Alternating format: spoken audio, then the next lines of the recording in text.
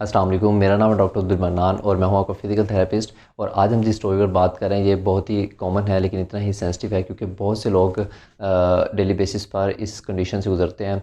आज हम बात करेंगे मसल स्प्रेन पर, जिसे हम आम ज़ुबान में मोच आ जाना भी कहते हैं। लेकिन हमारे यहाँ एक बहुत मिसकंसेप्शन है कि जब भी मोच का लफ्ज़ आता है तो हम उसको पाँव की मोच के साथ ही रिलेट करते हैं, लेकिन ऐसा नहीं होता। मसल स्प्रेन हमारे डिफरेंट बॉडी जॉइंट्स पर मुख्तलिफ मसल्स में हो सकता है। लाइक हमारे शोल्डर पर भी हो सकता है या हमारी रिस्ट पर भी हो सकता है। जब भी कोई इंजरी या लिगामेंटस टियर आता है तो ऑब्वियसली वो मसल स्प्रेन होता है।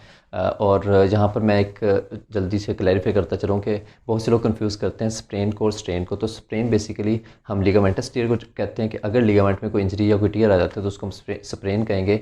और अगर कोई मसल में या टेंडन में कोई टियर आता है तो उसको हम स्ट्रेन कहते हैं। तो हम टाइम ज़ाया के बगैर आगे चलते हैं कि हम इसको किस तरह से मैनेज कर सकते हैं और हमारे पास ट्रीटमेंट ऑप्शंस क्या होते हैं। और एक बहुत ही कॉमन मिस्टेक जो हमारे यहाँ लोग करते हैं कि जब भी किसी को मोच आती है तो हम उसको फ़ौरन से खड़ा करके कहते हैं कि भाई आप चलना शुरू कर दें, तो आप मूवमेंट करेंगे तो खुद ब खुद ठीक हो जाएगा। तो ऐसा बिल्कुल नहीं होता। ये एक बहुत ही गलत कंसेप्ट है और इसकी वजह से बड़ा आपका जो कंडीशन होती है वो ख़राब हो जाती है, वर्स हो जाती है मज़ीद। तो हम उस पर भी बात करेंगे कि इसको मैनेज किस तरह से करना है। तो सबसे पहले हम ये देखते हैं कि जब भी ऐसी कंडीशन होती है, यानी कभी किसी को मसल स्प्रेन हो जाता है, तो हम उसके सिम्टम्स क्या शो होते हैं। तो सबसे पहले अगर हम मोस्ट कॉमनली बात करें कि पाँव की मोच आ जाती है, यानी कोई भी घर में चलते फिरते कोई बुज़ुर्ग हो गए या कोई ख़वातीन काम करते हुए स्लिप कर जाती हैं, या कोई मर्द या स्पोर्ट्समैन होते हैं वो खेलते हुए गिर जाते हैं, या रोड पे जाते हुए किसी का पाँव मुड़ गया है, तो सबसे पहले हमें स्वेलिंग शो होती है in case of sprain. Swelling होगी जॉइंट पर, जो रेंज है वो कम हो जाएगी और ओबियसली पेन होता है। उस एरिया में रेडनेस हो जाती है या एरिया का जो टेम्परेचर है वो बढ़ जाता है, टेंडरनेस हो जाती है। और जब आप डॉक्टर से कंसल्ट करते हैं तो वो आपकी जो पेन की सेंसिटिविटी है, इंटेंसिटी है, और उसके बाद जो आपके एरिया की असेसमेंट करते हैं फिज़िकल आपकी जो स्वेलिंग को देखते हुए, वो असेस करते हैं कि इसमें किस हद तक डैमेज हुआ है, यानी इंजरी जो है वो किस हद तक गई है, कि कोई फ्रैक्चर तो नहीं हो गया अंदर या सिर्फ मसल में कोई टीयर वगैरह है। और अगर ज़रूरत पड़े तो एक्सरे भी करवा लिया जाता है या फिर एमआरआई भी करवाई जाती है डायग्नोस्टिक टेस्ट के तौर पर। और इसके बाद हम बात करते हैं कि हम इसको मैनेज किस तरह से करते हैं। तो जहाँ तक मैनेजमेंट की बात है तो इसके लिए एक सिंपल सा फार्मूला है। जैसे मैंने आपको पहले बताया कि ऐसे किसी भी केस में अगर पाँव में मोच आती है ख़ास तौर पर, तो चलाना फिराना पेशेंट को बिल्कुल भी नहीं है। उसको आप फोर्स ना करें कि आप मूवमेंट करें, क्योंकि उस वक्त बहुत ज़्यादा पेन हो रहा होता है और जॉइंट पर जो है वो वेट भी नहीं डल रहा होता। तो हमारे यहाँ मोस्ट कॉमनली लोग जो हैं पेशेंट को पकड़ के चलना शुरू कर देते हैं कि चलने से ठीक हो जाएगा। तो ऐसा बिल्कुल नहीं होता। आप आइंदा ऐसी गलती बिल्कुल ना करें।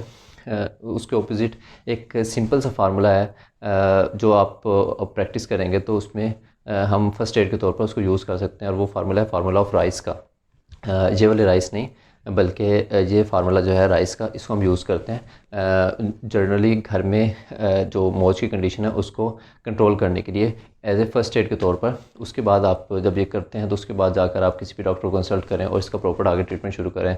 तो जहाँ तक बात है राइस की कि राइस में हमें क्या करना होता है, तो सबसे पहले आर फॉर रेस्ट।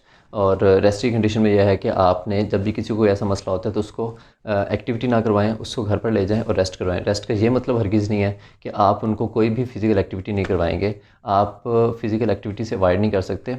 जिस एरिया में कोई मसला आता है उसको सिर्फ रेस्ट करवाएं, उस एरिया पे मूवमेंट को कम करें। बाकी जो बॉडी के पार्ट्स हैं, बाकी जो बॉडी जॉइंट्स हैं, उन पर कुछ ना कुछ एक्सरसाइज जो है, कुछ ना कुछ एक्टिविटी जो है उसको कंटिन्यू करें। आइसिंग में हमें करना यह है कि आपका जो भी इफेक्टेड जॉइंट है, शोल्डर जॉइंट है, आपका रिस्ट जॉइंट है, कोई एंकल जॉइंट है, उसको आइस पैक से हर 2 से 3 घंटे के बाद 10 से 15 मिनट के लिए उसको आप टकोर करेंगे, आइस पैक वहाँ पर लगाएंगे, तो उससे जो है उसकी पेन में कमी आएगी खासी। और उसके बाद हम बात करते हैं आइसिंग के बाद कंप्रेशन की, सी फॉर कंप्रेशन। और कंप्रेशन में ये करना है कि जो भी आपका जॉइंट इफेक्ट हुआ होता है, वहाँ पर स्वेलिंग हुई होती है, वहाँ पर इन्फ्लेमेशन हुआ होता है, तो उसको कम करने के लिए हम थोड़ा सा उस पर कंप्रेशन देंगे, यानी कोई भी इलास्टिक बैंड लेकर हम उस जॉइंट पर रैप कर देंगे।